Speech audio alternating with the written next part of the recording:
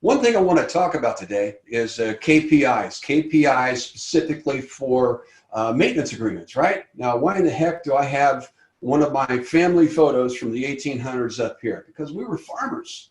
I grew up in a farming community myself. The interesting thing, the correlation between farming and maintenance agreements is amazing, right? So let me give you a real quick rundown about the strategy of a farm, right? Starts off in the spring, you get your seed, you put your seed in before the rain starts.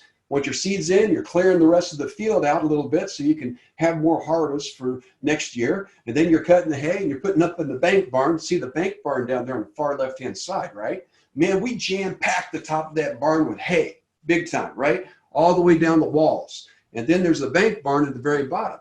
So we harvest, and then we get ready for the winter. See, the thing about farming is we're thinking about the winter all summer. If we're not prepared for the winter all summer, we're in big trouble.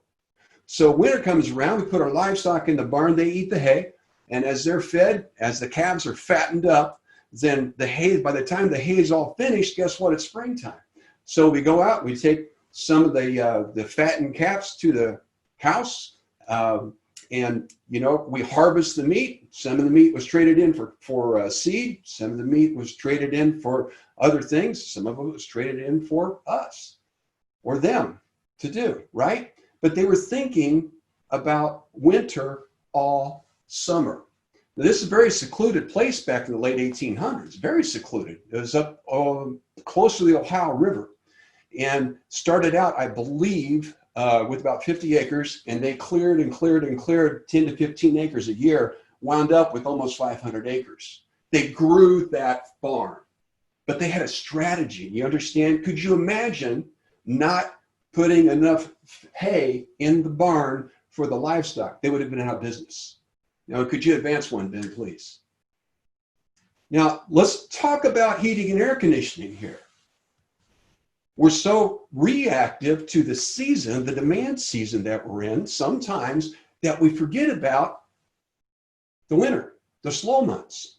I put an illustration here on the left-hand side. 5 is the high demand season, right? Then it goes 4, 3, 2, 1, and 0. 0, that's no business at all. I encourage you to do this. Write down on the left-hand side 1 through 5, and on the bottom the calendar, January through December. And on 3, where that red line is, if you get above that 3, you're usually making money. If you're below that 3, as far as the amount of business out, you're losing money.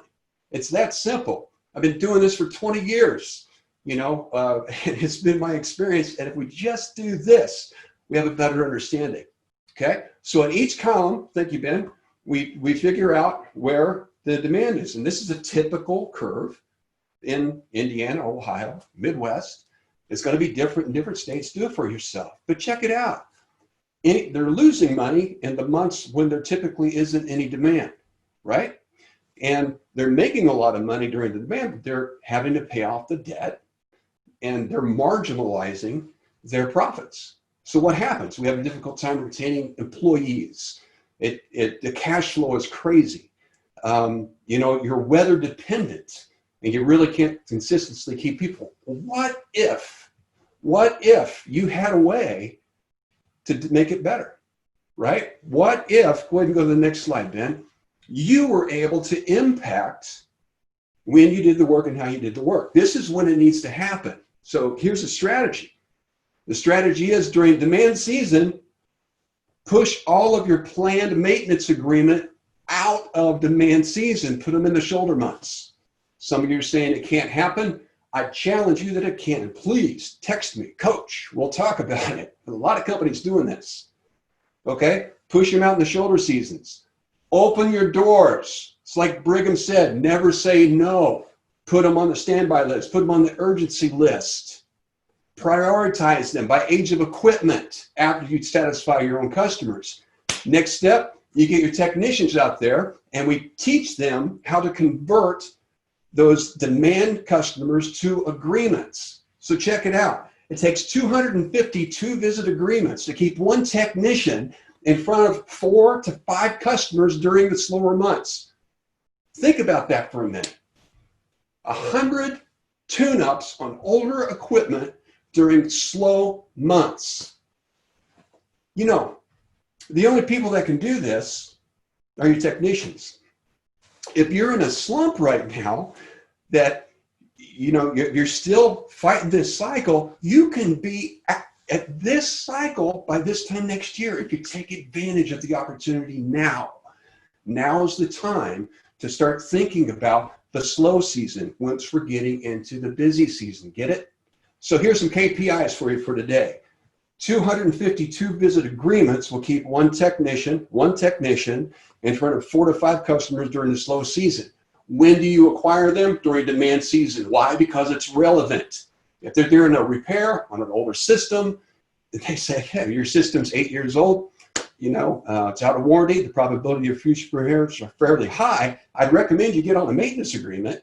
You'll go to the front of the line service, a little bit of discount on the day, and when we're slow, we'll be out here checking it out to make sure you don't have any problems. What do you say? That's how it's done. It's not difficult. 50% of those demand service customers will do that. Bring in new customers. Talk to Jennifer. She'll make that happen. Convert them into opportunities. Talk to Brigham. He'll make that happen. If you need some branding, Matt will make that happen. I'll coach him up. I'll show you how to turn those opportunities into a strategy that'll get you cash strong. Okay? Now, 500 agreements. 500 agreements will keep a full-time maintenance technician in front of customers all year. The other two things, you want to keep demand schedule open for new customers. We're taking new customers, as many as we can get, right? And then schedule agreement work when you need it. When you need it, put the hay in the barn. Make sure you have enough hay in the barn to thrive through the slower times. Think winter all summer, summer all winter. And 50% agreement conversion during demand season. Let's go one more, Ben. So this is kind of like managing a farm, right? Very, very simple, very straightforward, very doable. If you need help with that, call me. Next week, we're going to touch on the skill sets of turning those leads, not only agreements, but also leads. Folks, this strategy helped a lot of customers. And just like my ancestors took it from a farm from here to here, you can grow your business the same way by acquiring new customers and constantly adding 10 to 15% to your base and own them. Great experiences, and they're your customers. By the way, another topic, starting next week, we're starting a new classes for the virtual selling process. Sign up. I'd love to see you there. If you have any questions about that or this strategy, coach 713-856-1853. God bless. Good selling, and we'll see you later.